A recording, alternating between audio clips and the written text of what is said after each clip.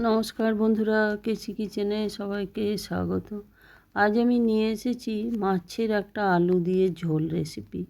এই রকম ঝোল রেসিপি কিন্তু আমি পেঁয়াজ রসুন ছাড়াই বানাবো। দেখো, চলো দেখে নিই আমি কিভাবে বানাচ্ছি। দেখো, আমি কিছুটা মাছকে নিয়ে তার মধ্যে নুন, হলুদ আর সামান্য সর্ষের তেল মাখিয়ে নেব। মাখিয়ে বেশ কিছুক্ষণ ওইদিকে আমি রেখে দেবো। তবে আমি এর মধ্যে হলুদটা একটু বেশি দিই, কেন কি হলুদ বেশি দিলে কিন্তু আঁশটে গন্ধটা অনেকটা চলে যায়। তারপরে দেখো, এইদিকে একটা কড়াই চড়িয়ে তার মধ্যে আমি সর্ষের তেল দিলাম। সর্ষের তেল দিয়ে দেওয়ার পরে মাছগুলোকে বেশ ভালো করে লাল লাল করে ভেজে নেব উল্টে পাল্টে। তোমরা তো অনেকভাবে অনেক রকমভাবে মাছের এই ঝোলের রেসিপি খাও, পেঁয়াজ রসুন দিয়ে খাও। একদিন এইভাবে আমার মতো পেঁয়াজ রসুন ছাড়া বানিয়ে দেখো, খেতে অসম্ভব ভালো লাগে। দেখো, আমার মাছটা প্রায় ভাজা হয়ে গেছে। আমি উল্টে দিলাম। উল্টে দেওয়ার পর সবগুলো একটা একটা করে উঠিয়ে নেব মাছগুলো। উঠিয়ে নেবার পরে বাকি যে মাছগুলো আছে সেগুলোও আমি আস্তে আস্তে সবগুলো ভেজে নেব।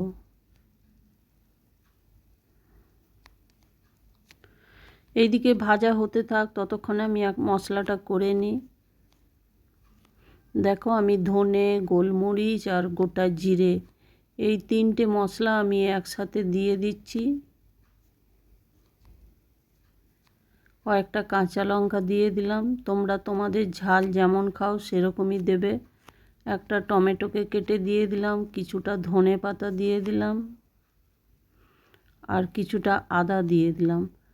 এই মশলাটা আমি নিরামিষভাবেই বানাবো ঝোলটা, যেহেতু পেঁয়াজ রসুন দিচ্ছি না, কিন্তু এই মশলায় কিন্তু মাছের ঝোল খেতে অসম্ভব টেস্ট লাগে।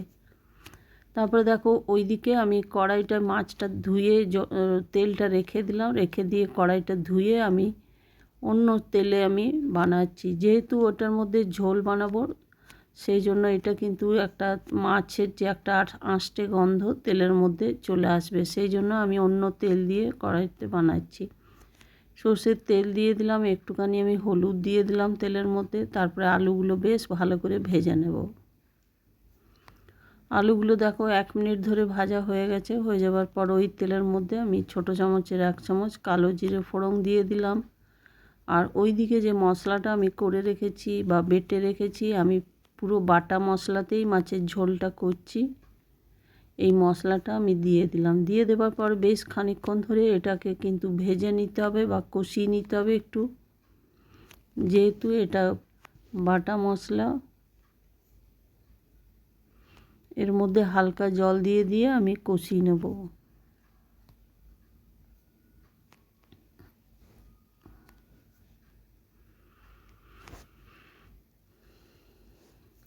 এরপরে আমি যতটা ঝোল রাখবো সেই পরিমাণ অনুযায়ী আমি নুন দিয়ে দিলাম। সেই আন্দাজ করে আমি হলুদও দিয়ে দিলাম। দিয়ে দেওয়ার পরে মশলাটা খুব ভালো করে আবার 1-2 মিনিট ধরে আমি এটাকে কষিয়ে নেব।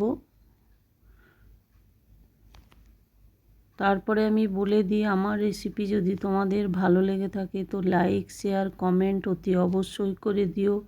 আর নতুন বন্ধুদের সাবস্ক্রাইব করার অনুরোধ রইল। তারপরে দেখো, মশলাটা প্রায় 1-2 মিনিট ধরে ভালো করে আমি কষিয়ে নিয়েছি। কষা আমার প্রায় হয়ে গেছে। হয়ে যাওয়ার পরে ওইদিকে যে আলুগুলো আমি ভেজে তুলে রেখেছি সেই আলুগুলো আমি ঝোলের মশলাটার মধ্যে দিয়ে দিলাম। দিয়ে দেওয়ার পরে দেখো, হালকা জল দিয়ে আরেকবার আমি প্রায় 1 মিনিটের মতো এটাকে কষিয়ে নেব।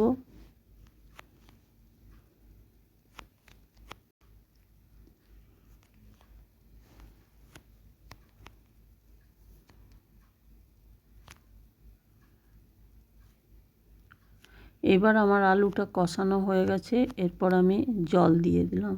আমি যে আন্দাজে যতটা ঝোল রাখবো সেই আন্দাজ করেই আমি জলটা কিন্তু দিচ্ছি।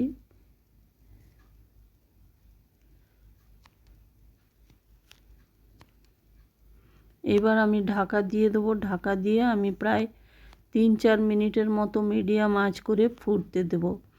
আলুটা আমি দেখো ঢাকা দিয়ে দিলাম। ঢাকা দিয়ে আমি 5 মিনিটের পর ঢাকা খুলে দেখাচ্ছি। দেখো, আলুটা আমার একদম অনেকটা সেদ্ধ হয়ে গেছে, প্রায় 80% সেদ্ধ হয়ে গেছে। আর ঝোলটাও কমে গেছে। এরপরে আমি ওইদিকে যে মাছগুলো ভেজে রেখেছি সেইগুলো আমি দিয়ে দেবো।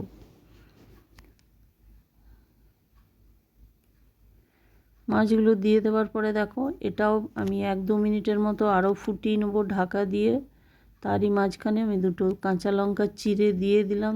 কাঁচা লঙ্কার গন্ধটা মাছের ঝোলে বেশ ভালোই লাগে।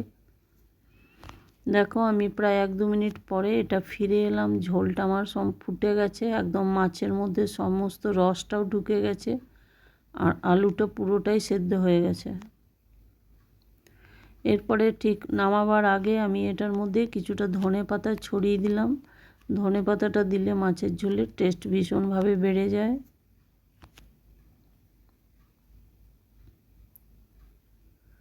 দেখো আলুগুলো আমি একটা খুন্তি দিয়ে ভেঙে আমি দেখিয়ে দিচ্ছি আলুটা একদম সম্পূর্ণ সেদ্ধ হয়ে গেছে। এইবার আমি গ্যাসটা বন্ধ করে দিলাম।